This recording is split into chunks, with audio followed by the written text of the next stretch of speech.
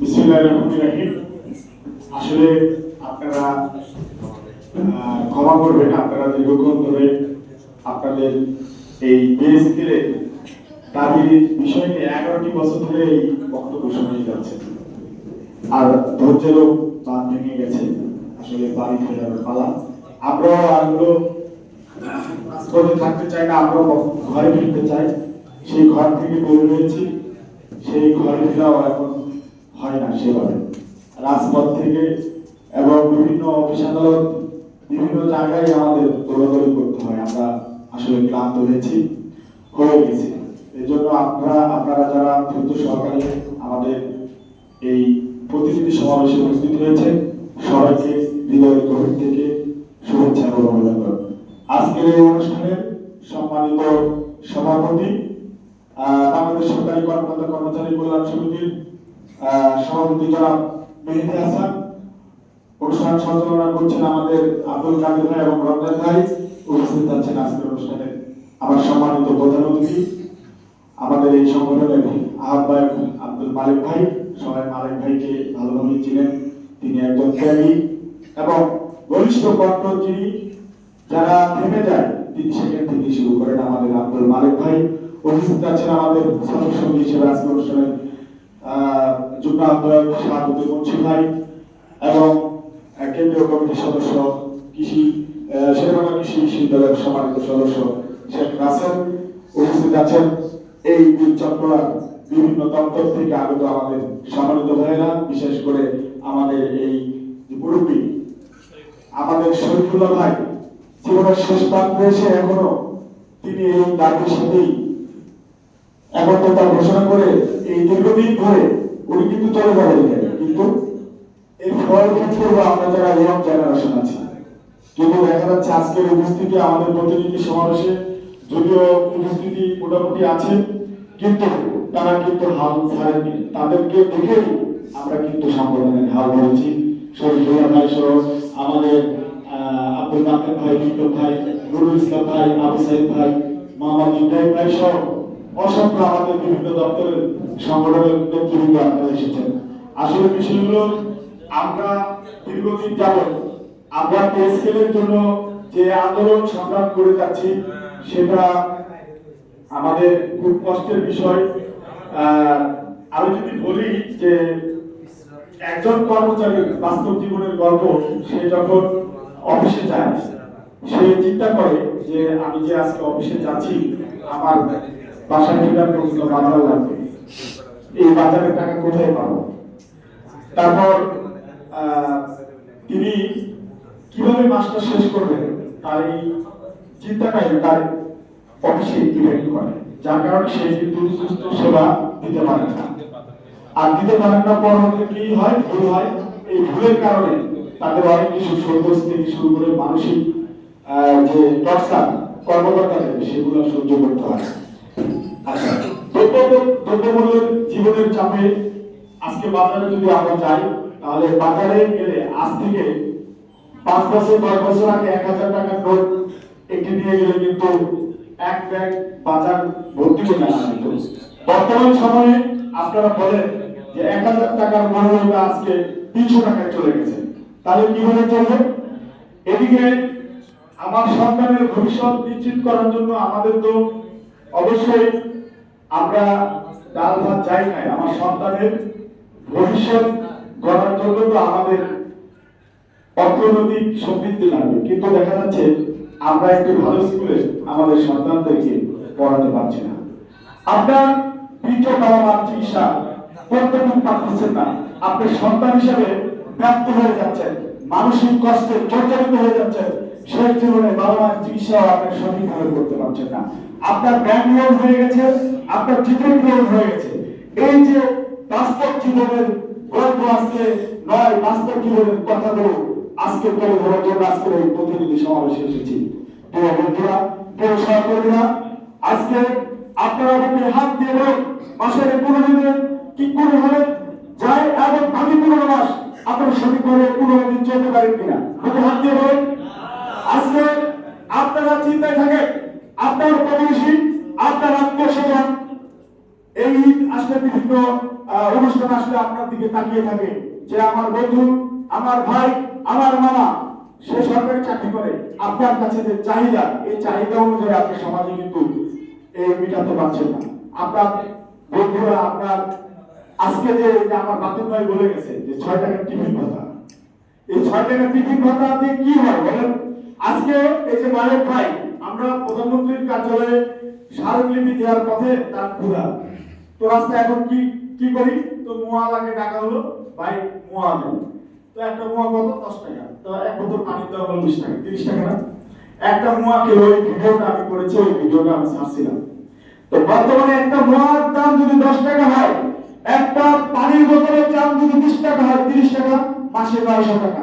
সেখানে আমাদের প্রতিদিন কত করে পড়ছে বলেন? 6 টাকা। এই 6 টাকা দিয়ে হয়? এই বাস্তব জীবনের সামনে দাঁড়িয়ে আজকে বলতে চাই, কর্মচারী রাষ্ট্রের সেবক, তাকে যদি রাষ্ট্র ভালোভাবে চলাফেরা করতে তার মৌলিক অধিকার যদি সে ফিরে না পায়, তাহলে সে রাষ্ট্রের সেবা কিভাবে করবে? অন্য বস্ত্র, বাসস্থান, শিক্ষা, আমরা যে 5টি মৌলিক চাহিদার কথা বলি, এই মৌলিক চাহিদা পূরণ করতে হলে অবশ্যই রাষ্ট্রকে, আমরা যারা রাষ্ট্রের সেবা করি, আমাদেরকে অর্থনৈতিক থেকে মুক্তি দিতে হবে, আমাদের কর্মক্ষেত্রে ভালো পরিবেশ তৈরি করতে হবে।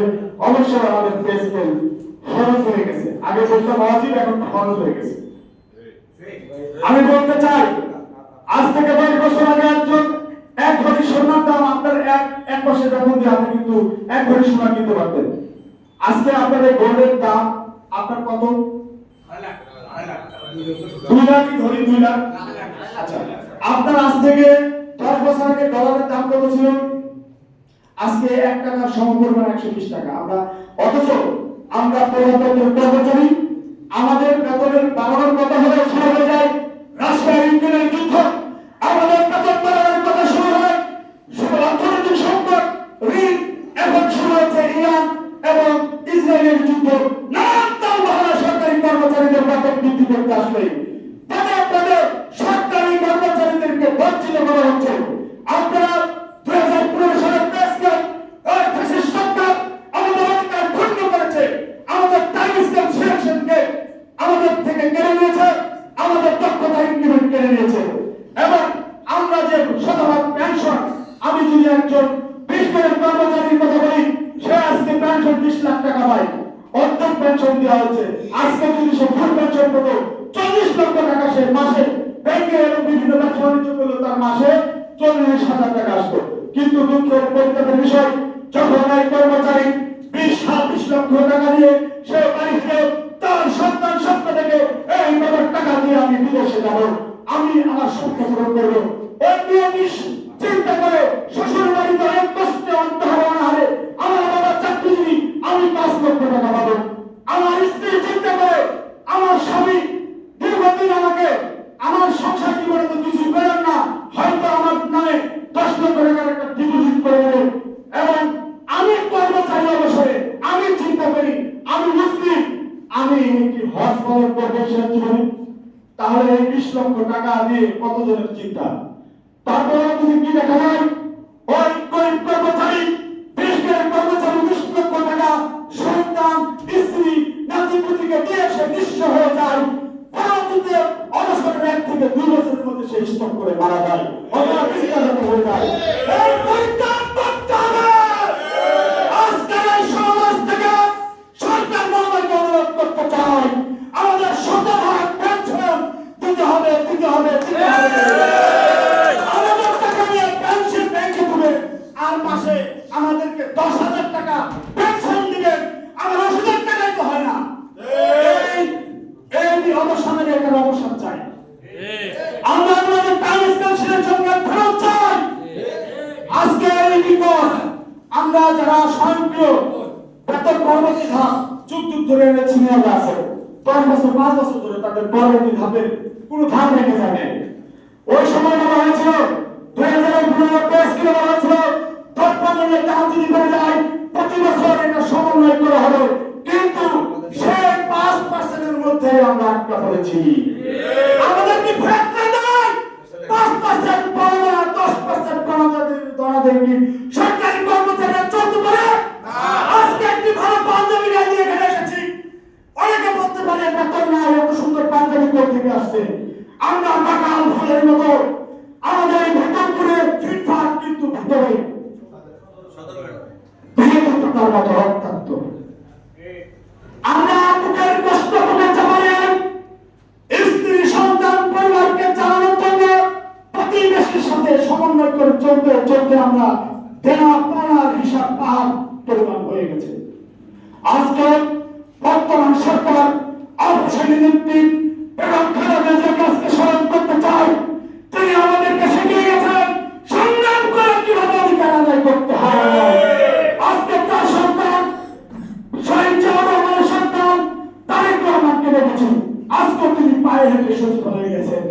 তিনি হয়তো রাত্রে ৩-৪ ঘন্টা ঘুমান কিনা আমার সন্দেহ আছে। তিনি এই দেশটাকে একটি দুর্নীতিমুক্ত নিরলভাবে একটি বাংলাদেশকে একটি পর্যায়ে নেওয়ার জন্য পরিশ্রম করছেন, কিন্তু ওই টাকার দলেরা, ওই লুটপাটের দলেরা তাকে কিন্তু ক্ষান্ত করছে না, একটার পর একটা আঘাত প্রদান করে যাচ্ছে।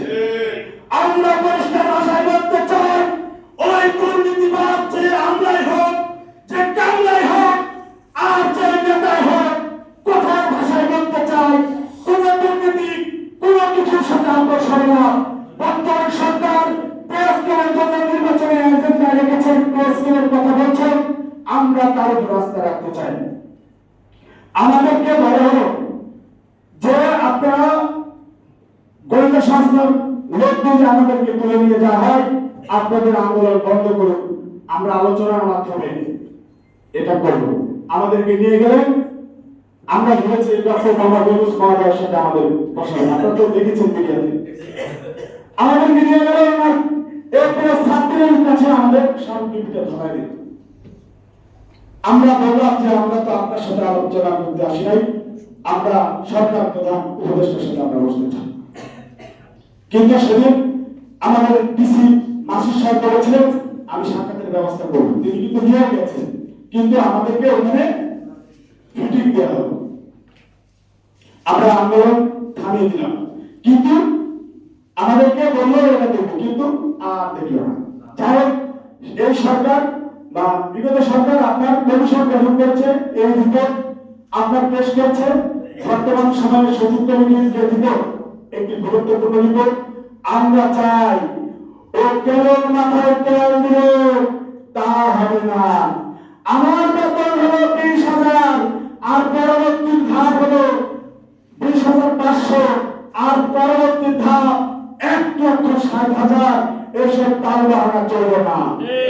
অবশ্যই বর্তমান বাজার দরে আমার পরবর্তী ধাপ ভীষণ হাসে তাহলে যে ফ্যাসিস্টের বদল করে গেলেন, তার লাভ হলো কি? আমরা এটা সমন্বয় ঘটানোর জন্য আমি সরকারকে অনুরোধ করব। আমরা আমাদের যে খাতগুলো 2,000, 3,000, 2,000 হবে, নট 250-300 টাকা। আমরা রাষ্ট্রের কর্মচারী, আমাদেরকে যদি সঠিক বেতন দেন, এখানে সবাই মুখে হাত দিয়ে বলবে আমরা দুর্নীতির বিরুদ্ধে জীবন টলারেন্স। আমি যখন আমার জীবন বাঁচাতে পারবো না, তখন তো আমি দুর্নীতির আশ্রয় নিব, আমার পরিবারকে তো বাঁচাতে হবে। কিন্তু এইটার বিষয়ে আমি সরকারকে বলতে চাই, এই পথ যাতে অবলম্বন করতে না করে সরকারি কর্মচারীদের অবশ্যই এসে আমার দেশের সাথে সমন্বয় করে যে কয়টি দেশ আছে, মায়ানমার, ইন্ডিয়া, ভুটান, যে দেশগুলো আছে, শ্রীলঙ্কা সহ, তাদের সাথে সমন্বয় করুন। তাদের কর্মচারীদের বেতন দেখেন আজকে 30,000, 40,000 টাকা বেশি, অথচ 8,250 টাকায় আমরা ডুবে আছি। আপনার ডুবে আসতে বলেন তো, চাইখানে কয়েকদিন খাবার দাম জানার কথা প্রতিদিন 275 টাকা আপনি গুরুন দেন। আজকে যদি যে খাবারের টাকাটা হিসাব করে আমার 27,000 টাকা আসে, আপনার হসপিটালের যে মনুষ্য রোগীর প্রতিদিনের খাবারের কথা চিন্তা করেন, তার বলেন তো কথা। তাহলে আমার সরকারের কাজ করতে হলে আমার মেধা শক্তি থাকতে হবে, আমার পুষ্টি কতটুকু রাখবে, আমার দৈনিক চাহিদা কতটুকু, এবং 6 সদস্যের পরিবার অত্যন্ত দুঃখ কষ্টের পরিতাপের বিষয়। আমার খাবার তো দূরের কথা, আমার সন্তানদের 15 দিন পরে আপনার প্রত্যেকটা কর্মচারী, আমার এই মাসে আমি 30,000 টাকা লোন করেছি, আমার বাচ্চা স্কুলের ফি পরিশোধ করতে হয়েছে। প্রত্যেকটা মানুষের এবং বাস্তব জীবনের গল্প আমি আজকে এখানে বললাম। আজকে এই সভা থেকে, এই অনুষ্ঠান থেকে, আজকের বীর চক্র আর সম্মানিত ব্যক্তিত্ব, আপনাদের অর্থমন্ত্রীর উদ্দেশ্যে বলতে চাই, আপনাদের সন্তান, আপনারা তার সাথে দেখা করবেন, মাননীয় অর্থমন্ত্রীকে বলবেন যে মাননীয় অর্থমন্ত্রী, আমরা আজকে এই চট্টগ্রাম ইঞ্জিনিয়ার মোহাম্মদ আব্দুল খালেক মিনারাতে গেছিলাম প্রেসক্লাবের সমাবেশ করতে। এখানে আমাদের এই সমাবেশ করানো একটা লজ্জার বিষয় অর্থমন্ত্রীর এলাকায়। আপনারা যাবেন, তাকে বুঝাবেন আমাদের এই যে বাস্তব জীবনের কথা, এটা তো আমরা মিথ্যা বলি নাই, আমরা চৌমুখী করে আমাদের অনেক কর্মচারী কিন্তু আত্মহত্যা করেছে। কয়েকদিন আগে পুলিশ কিন্তু চিট করে রেখে গেছে যে তোমার চাহিদা আমি পূরণ করতে পারলাম না। আমরা কি দেখতে পেলাম, সেই কুড়িগ্রামের 900 প্রহরী সে আত্মহুতি দিয়েছে। এরকম অসংখ্য পিডিআর পুলিশ আত্মহুতি দিচ্ছে, বুকের জ্বালা বুকে নিয়ে তারা পৃথিবী ত্যাগ করছে। আমরা কোনো ভাইকে, কোনো লোককে আমরা হারাতে চাই না। আজকের এই সমাবেশ থেকে আমি উদ্দেশ্যে বলতে চাই, অবিলম্বে সমিতির সচিব কমিটির যে বিপদের বিষয় নিয়ে কাল বিপদ কোনোভাবে মেনে নেওয়া হবে না। আজকের এই সভা থেকে সরকার এবং সচিব কমিটিকে অনুরোধ করতে চাই, অবিলম্বে এই সচিব কমিটির রিপোর্ট এবং যুগোপযুক্ত ন্যায়সম্মত রিপোর্ট আপনি অতি দ্রুত জমা দেন এবং সরকারের কাছে অনুরোধ থাকবে। আগামী যে বিভিন্ন কথা আমরা কিন্তু পত্রিকার মাধ্যমে জানিয়েছি, আপনারা কি অত চলে যাচ্ছেন? আমরা পত্রিকার মাধ্যমে জানলাম 40,000 কোটি টাকা বিভিন্ন ফাংশনে সরকার কাজে লাগিয়েছে। যদি এটা সত্যি হয়ে থাকে, ঠিক আছে, সরকার কাজে লাগিয়েছে, ভালো কথা। কিন্তু এই অর্থ বছরের মধ্যে আমাদের এই পে স্কেলের বরাদ্দ রাখার জন্য একটি কানাঘুষি চলছে না? অর্থ মন্ত্রণালয় কাজ করছে, পে স্কেল হবে, এটা কিন্তু সত্য, তাই না? কিন্তু প্রশাসনের পে স্কেল মেনে নেওয়া হবে না। আমাদের দিবেন 16,000 টাকা, যদি হয় আমার টাকা 5 বছর চলতে হবে। বর্তমানে তো 32,000 টাকা স্কেল হওয়ার কথা ছিল, বাংলাদেশ বলে গেছে, আমার শহীদুল্লাহ বলে গেছে 11 বছরে দুইটা পে স্কেল হওয়ার কথা। আমার 8,250 টাকা, 16,500, তার পরবর্তী ধাপ 32,000, তাহলে আগামী 5 বছর চলতে হলে তো আমার একটা অবস্থান লাগবে। আপনি আমাকে 16,000 দিলে আবার সব মিলে আমার 30,000 টাকা হবে। আপনি জানতো চট্টগ্রামে একটা বাসা আপনি 15,000 টাকা কোনো সর্বনিম্ন বাসা পান কিনা? তাহলে এই দ্রব্যমূল্যের বাজারে বাসা ভাড়া দিবেন, সন্তানের শিক্ষা দিবেন, বাবার চিকিৎসা করবেন, আপনি তো আবার সে হয়তো 1-1.5 বছর চলতে পারবেন। তাহলে অবশ্যই সরকারকে অনুরোধ করবো আগামী 5 বছর যাতে আমরা চলতে পারি সেরকম একটি ন্যায় এবং ন্যায্যতার পে স্কেল দিবেন। তাহলে অবশ্যই 14 লক্ষ কর্মচারী আপনাদের সোনার বাংলাদেশ গড়ে দিলে আমরা আজকে এখান থেকে কথা দিয়ে যাবো। আপনাদের আরেকটি কথা বলতে চাই, বক্তব্য শেষ প্রান্তে এসে আমরা কোনো রাজপথে নামতে চাই না। আমার শহীদুল্লাহ ভাই বলেছেন, যেহেতু আপনার নির্বাচন ইসলামে এনেছেন, যদিও আপনাদের চিন্তা ভাবনা পরে দেওয়ার চিন্তা ভাবনা থাকে, আল্লাহর রাস্তে সেই চিন্তা থেকে বেরিয়ে আসুন। সরকার মহোদয়কে অনুরোধ করবো অবিলম্বে এই অর্থ বছরের মধ্যে অর্থ বরাদ্দ রেখে জুলাইয়ের 1 তারিখ থেকে এবং জানুয়ারির 1 তারিখ থেকে কার্যকর চাই আমরা, এটা আমাদের দাবি। এখন সরকারের যে বর্তমান পরিস্থিতি যুদ্ধবিদ্যুৎ বিরোধী হয়ে গেছে, তেলের সংকট, বিভিন্ন সংকট, অনেক সংকট হয়েছে, কিন্তু অনেকে বলে এই যে আপনার হলো, আর কথা না বলে বুদ্ধিজীবী, এই চর্চাজীবীদের উদ্দেশ্যে বলতে চাই, আমার বেতন তো 11 বছর ধরে বাড়েনি, সে বিষয়ে আপনি কি বলেছেন? এই বেতন বাড়েনি বলে কি দ্রব্যমূল্যের দাম থেমেছিল? দ্রব্যমূল্যের দাম তো রাতারাতি বেড়েছে। যে জিনিসটার দাম আগে 100 টাকা ছিল, এটা 300 টাকা হয়েছে। আপনি কি বুদ্ধিজীবী হিসেবে আটকে রাখতে পেরেছেন? বড় বড় লম্বা লম্বা দর্শনের আপনার বেতন কত? তাদের বেতন কিন্তু 2 লাখ 3 লাখ টাকা। সিবিডি, তারপরে যে অর্থনীতিবিদ সেদিনকে দিল যে আপনার বক্তব্য নামটা ভুলে গেলাম, যাবতীয় ভট্টাচার্য, আপনি কি বাজার জানেন না? 11 বছর ধরে কর্মচারীদের বেতন বাড়েনি, প্রত্যেকটা দ্রব্যমূল্যের দাম বেড়েছে। সেটা দাম তো বলেন না, আপনার বেতনও তো বেড়েছে, বেসরকারি খাতে প্রত্যেকটা জিনিসের দাম বেড়েছে। অথচ বাংলাদেশের একটি ইতিহাস, বাংলাদেশের সরকারি কর্মচারীদের বেতন বাড়েনি 11টি বছর। এই চর্চাজীবী, বুদ্ধিজীবী, এই তরুণদের উদ্দেশ্যে বলতে চাই, 11 বছর যত পেঁয়াজটা বাড়েনি, দ্রব্যমূল্য তো যত বেড়েছে, আমাদের বেতন বাড়ার কথাটা আপনারা প্রশ্ন করবেন। আপনাদের অনুরোধ করবো, এক পক্ষে এক চোখে লবণ, আরেক চোখে বলবেন, তা হবে না। আজকের এই অনুষ্ঠান থেকে সরকারকে উদাত্ত আহ্বান জানিয়ে বলতে চাই, আমাদের প্রজাতন্ত্রের কর্মচারীদের গ্রুপ আজকে বিদ্যালয় থেকে গেছে, অবিলম্বে নবম পে স্কেল জারি করে দীর্ঘ বঞ্চিত বঞ্চনার অবসান করবেন এ আশাবাদ ব্যক্ত করে চট্টগ্রামের বিভিন্ন দপ্তর থেকে যারা এসেছেন আজকের এই অনুষ্ঠানে তাদেরকে ধন্যবাদ জানাই। আজকের আয়োজন বাংলাদেশ সরকারি কর্মকর্তা কর্মচারী কল্যাণ সমিতির নেতৃবৃন্দকে, বিশেষ করে আব্দুল বাকের ভাই, শরীফুল ভাই সহ আজকের বিশেষ অতিথিরা এখানে এসে উপস্থিত হয়ে এই অনুষ্ঠানকে সাফল্যমণ্ডিত করেছেন। পাশাপাশি আপনারা এসে আপনাদের মনের দুঃখের কষ্টের যে কথাগুলো সেগুলো বলতে পারেন না, কিন্তু আমাদেরকে আপনারা অনুসরণ করেন, হয়তো আমাদের দিকে তাকিয়ে আছেন যে আমরা আমাদের এই ভাইদের নেতৃত্বে একটা কিছু ফয়সালা হবে এই আশায় কিন্তু আপনারা এসেছেন। এতটা কষ্ট প্রমাণ করে একটি মানুষও কিন্তু আপনারা আজকে উঠে যান নাই থেকে। তার মানে আপনাদের জীবনের কষ্ট দুর্দশার অবসান চাইতে হলে অবশ্যই বাংলাদেশ সরকারি কর্মকর্তা কর্মচারী কল্যাণ সমিতি এবং অন্যান্য সংগঠনের সাথে ঐক্যবদ্ধভাবে পাশে থাকবেন। আর সরকারকে মেসেজ দিব, অবিলম্বে সচিব কমিটির রিপোর্ট যাতে তড়িঘড়ি করে দেওয়া হয়, কারণ এই কমিটির মধ্যে রিপোর্টের কাগজের মলাকে আর কর্মচারীরা কোনোভাবে আটকে থাকতে পারবে না। এবং একটা আহ্বান রাখি, আগামী দিনে এই বাংলাদেশ সরকারি কর্মচারীদের যে কোনো আন্দোলন, যে কোনো সংগ্রাম, বাংলাদেশের সোজা আন্দোলন ঘিরে ওঠার কথা আছে না, আমরা আলোচনার টেবিলে বসার জন্য স্মারকলিপি দিয়েছি এবং বিভিন্ন কার্যক্রম করছি। এরপরও যদি আমাদের এই পেজকে বাস্তবায়ন করতে কাল ঠাকুর করা হয়, তাহলে এই রাজপথে ফয়সালা করবেন। সবাইকে আহ্বান জানিয়ে আমার বক্তব্য শেষ করছি।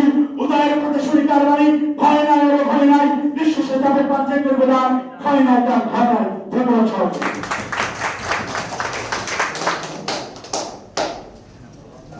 ধন্যবাদ।